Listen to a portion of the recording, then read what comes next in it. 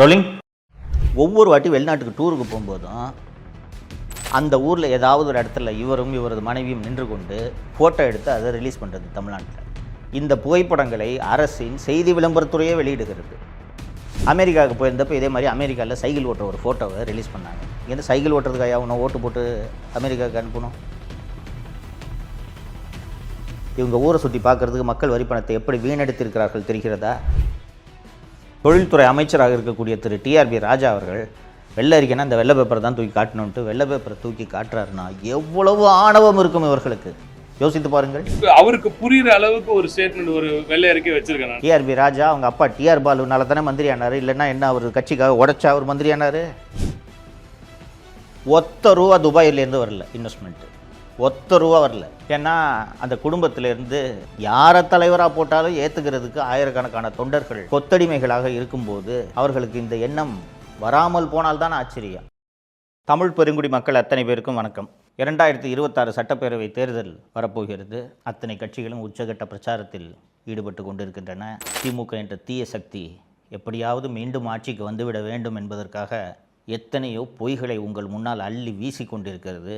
அதையெல்லாம் நம்பி மயங்கி தப்பித்தவரை கூட திமுக மற்றும் கூட்டணி கட்சிகளுக்கு நீங்கள் வாக்களித்து விடக்கூடாது என்பதற்காகத்தான் தொடர்ந்து நான் உங்களோடு பேசிக்கொண்டிருக்கிறேன், உரையாடி கொண்டிருக்கிறேன். அன்பார்ந்த தோழர்களே, கருணாநிதி குடும்பத்துக்கும் சரி, ஸ்டாலின் குடும்பத்துக்கும் சரி, தமிழ்நாடு நமக்கு பட்டா போட்டு கொடுத்துருக்கு, நமக்கு சொந்தம் அப்படின்ற நினைப்பு எப்போவுமே உண்டு. ஏன்னா அந்த குடும்பத்திலேருந்து யாரை தலைவராக போட்டாலும் ஏற்றுக்கிறதுக்கு ஆயிரக்கணக்கான தொண்டர்கள் கொத்தடிமைகளாக இருக்கும்போது அவர்களுக்கு இந்த எண்ணம் வராமல் போனால்தான் ஆச்சரியம். அதனால அவர்கள் தேர்தலில் வெற்றி பெற்று ஆட்சிக்கு வந்துவிட்டால் ஏதோ இது ஒரு இன்பச் சுற்றுலா போல ஜாலியாக இருக்கிறதுக்கான ஒரு வாய்ப்பு என்றுதான் நினைத்து ஆட்சி நடத்துகிறார்களே ஒழிய 8 கோடி மக்களின் தலையெழுத்தை நாம் தீர்மானிக்கப் போகிறோம், 8 கோடி மக்களின் நல்வாழ்வை நாம் உறுதி செய்ய வேண்டும் என்ற எண்ணம் அந்த குடும்பத்தில் இருக்க ஒரே ஒருத்தருக்கு கூட துளி கூட இல்லை. அப்படின்றத தான் இந்த 5 வருஷ ஆட்சியில் நீங்கள் பார்த்துருப்போம். தோழர்களே, இந்தியாவில் எத்தனையோ மாநிலங்கள் இருக்கின்றன. ஒவ்வொரு மாநிலத்துக்கும் வெளிநாடுகளிலிருந்து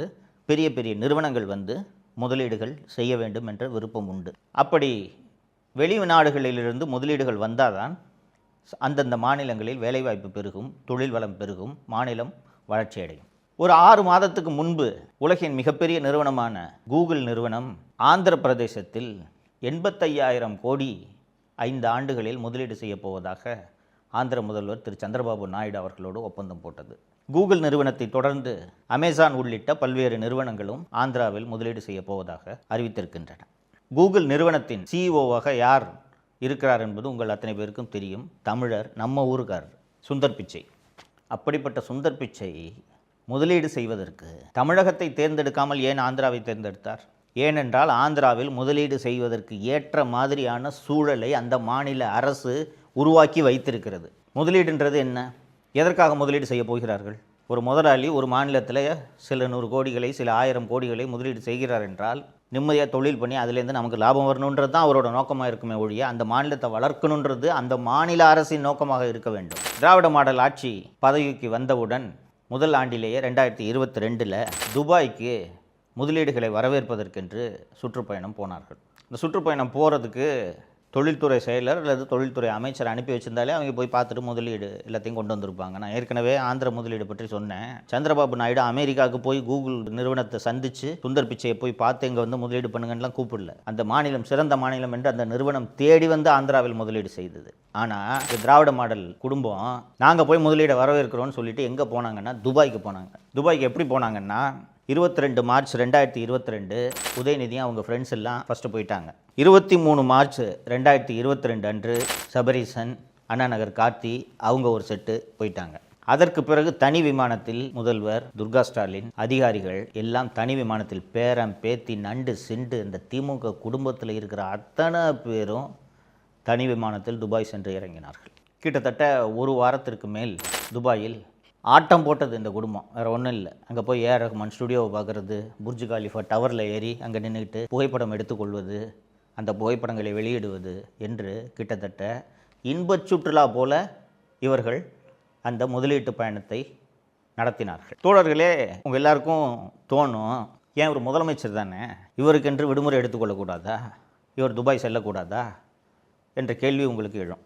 தாராளமாக போகலாம், தவறு கிடையாது. இவங்களுக்கு இருக்க பணத்துக்கு சொந்த காசை செலவு பண்ணிட்டு துபாய்க்கோ அமெரிக்காவுக்கோ உலகின் எந்த நாட்டுக்கோ போய் சுற்றி பார்க்கலாம் இல்லையா?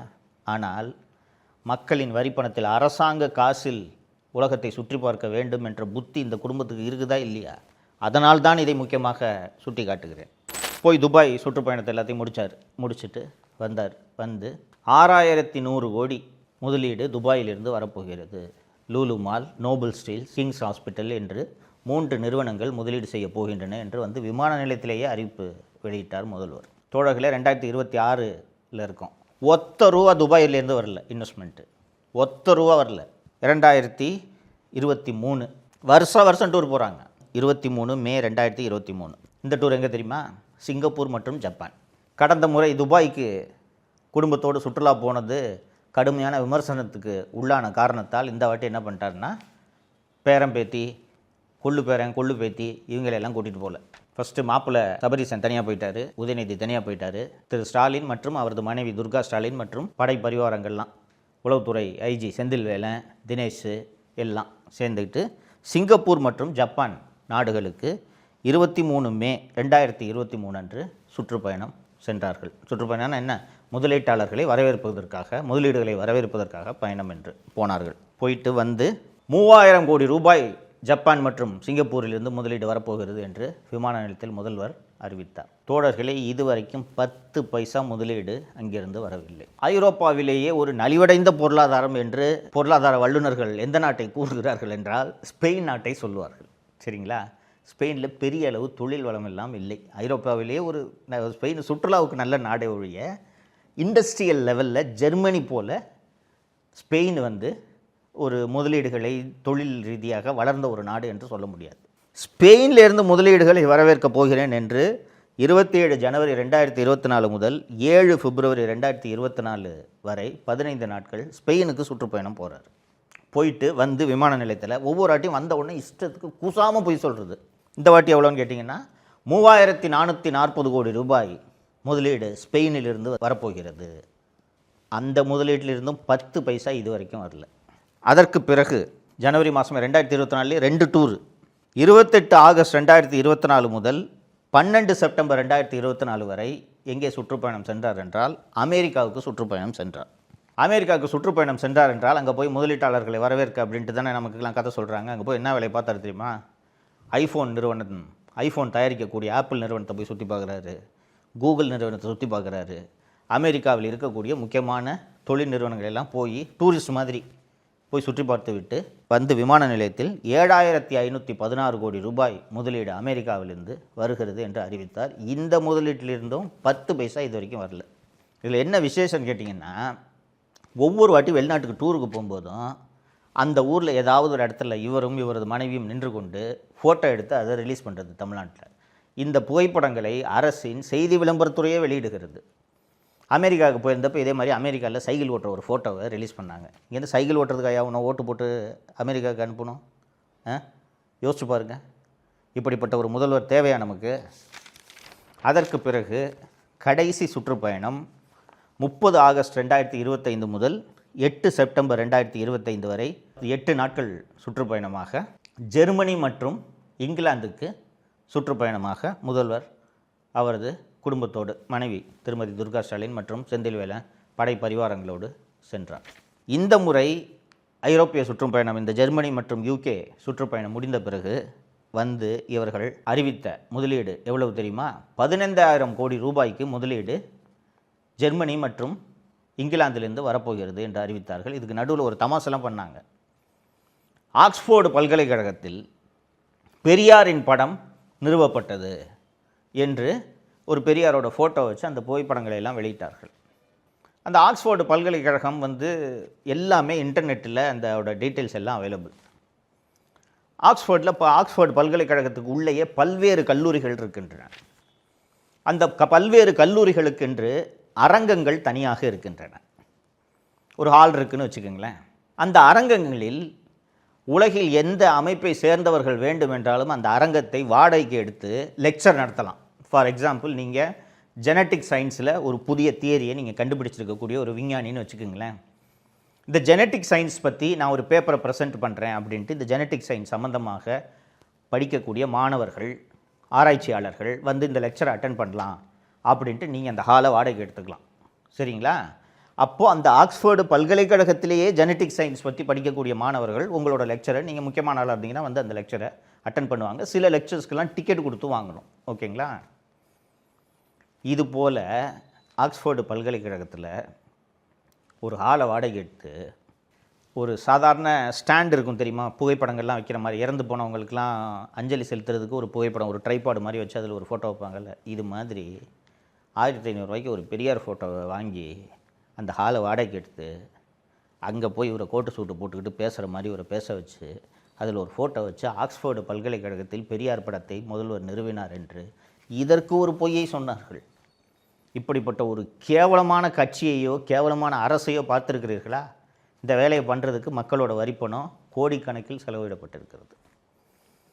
நான் இந்த 5 வருஷமாக இவர்கள் போன இந்த டூரோட பட்டியல் எல்லாம் நான் ரெகுலராக இப்போ படித்தேன், பார்த்துருப்பீங்க. மக்களே, இந்தியாவில் எல்லா மாநிலங்களுக்கும் வெளிநாடுகளிலிருந்து முதலீடு வருகிறது. ஆந்திராவை உதாரணமாக சொன்னேன். எந்த மாநிலத்தோட முதல்வராவது அந்தந்த நாட்டுக்கு போய் முதலீடு வேணும்ன்ட்டு கேட்குறாங்களா? கேள்விப்பட்டிருக்கீங்களா? ஒரு மாநிலத்தில் முதலீட்டுக்கான சூழல் நன்றாக இருந்தால் தானாக முதலீடுகள் வரப்போகிறது. நீங்கள் அங்கே போய் நேரடியாக போய் முதலீடுகள் வேணும்னு அழைக்கணும். இப்போ ஆப்பிள் கம்பெனி இன்வெஸ்ட்மெண்ட் வேணும்னா இங்கேருந்து நேராக போய் டிம் குக்கை பார்த்து, சார் எங்கள் ஊரில் இன்வெஸ்ட் பண்ணுங்கன்னு கேட்கணுமா? ஒரு மெயில் போட்டால் போதாதா? இவங்க ஊரை சுற்றி பார்க்குறதுக்கு மக்கள் வரி பணத்தை எப்படி வீணடித்திருக்கிறார்கள் தெரிகிறதா? இப்படி முதலீடுகளை வரவேற்கிறோம் என்ற பெயரில் மக்கள் வரி பணத்தில் உலகத்தை பூராக சுற்றி வரலாம், யாரும் நம்மை கேள்வி கேட்க மாட்டார்கள் என்று இந்த குடும்பத்துக்கு எவ்வளோ தைரியம் வந்திருக்கு தெரியுதா? எங்கேருந்து இந்த தைரியம் வரும்? எவ்வளோ தான் இந்த 5 வருஷத்தில் முதலீடு வந்துச்சு? வெள்ளை அறிக்கை வெளியிடுங்கள் என்று எதிர்க்கட்சி தலைவர் திரு எடப்பாடி பழனிசாமி அவர்கள் பலமுறை வலியுறுத்தி இருக்கிறார். தொழில்துறை அமைச்சராக இருக்கக்கூடிய திரு டிஆர்பி ராஜா அவர்கள் வெள்ளை அறிக்கைன்னா இந்த வெள்ளை பேப்பரை தான் தூக்கி காட்டணுன்ட்டு வெள்ளை பேப்பரை தூக்கி காட்டுறாருன்னா எவ்வளவு ஆணவம் இருக்கும் இவர்களுக்கு? யோசித்து பாருங்கள். மக்கள் வரி பணத்தில் உலகம் பூரா போய் சுற்றுறீங்க, குடும்பத்தோடு போய் சுற்றுறீங்க. எவ்வளையா முதலீடு வந்திருக்குன்ட்டு அது சம்மந்தமான ஃபேக்சுவல் ரிப்போர்ட் கொடுங்கன்னு வெள்ளை அறிக்கை கேட்டால் வெள்ளை பேப்பரை தூக்கி காட்டுறாருன்னா எவ்வளவு ஆணவம் இருக்கும் இவர்களுக்கு? இந்த ஆணவக்காரர்கள் மீண்டும் ஆட்சிக்கு வரலாமா? இதை நீங்கள் யோசிக்க வேண்டும். ஆட்சிக்கென்று வந்து விட்டால், மக்கள் வாக்களித்த ஆட்சி கட்டிலில் அமர்ந்து விட்டால் நம்மை யாரும் எதுவும் செய்ய முடியாது என்ற ஆணவம் திமுகவில் இருக்கக்கூடிய அத்தனை பேரிடமும் இருக்கிறது. நீங்கள் இதை மறந்துடக்கூடாது. டிஆர்பி ராஜா அவங்க அப்பா டிஆர் பாலுனால தானே மந்திரி ஆனார், இல்லைன்னா என்ன அவர் கட்சிக்காக உடைச்சா அவர் மந்திரி ஆனார்? இப்படிப்பட்ட ஆணவக்காரர்கள் மீண்டும் ஆட்சியில் அமர்வதை நீங்கள் ஒரு நாளும் அனுமதிக்கக்கூடாது. நீங்கள் நினைவில் வைத்துக் கொள்ளுங்கள். தப்பி தவறி யாராவது நான் திமுகவுக்கோ திமுக கூட்டணி கட்சிக்கோ வாக்களிக்கப் போகிறேன் என்று சொன்னால் அவர்களிடம் பேசி புரிய வைக்க வேண்டியது இந்த வீடியோவை பார்க்கும் ஒவ்வொருவரது கடமை என்பதை இந்த நேரத்தில் நான் உங்களுக்கு நினைவுபடுத்த விரும்புகிறேன். மறந்துவிடாதீர்கள் தோழர்களே, திமுக என்ற தீய சக்தி தப்பி தவறி கூட ஆட்சிக்கு வரக்கூடாது. இதை நினைவில் வைத்துக் கொள்ளுங்கள். வாக்களிக்கும் போது இதை மறந்து விடாதீர்கள். நன்றி. தமிழகத்தை காப்போம்.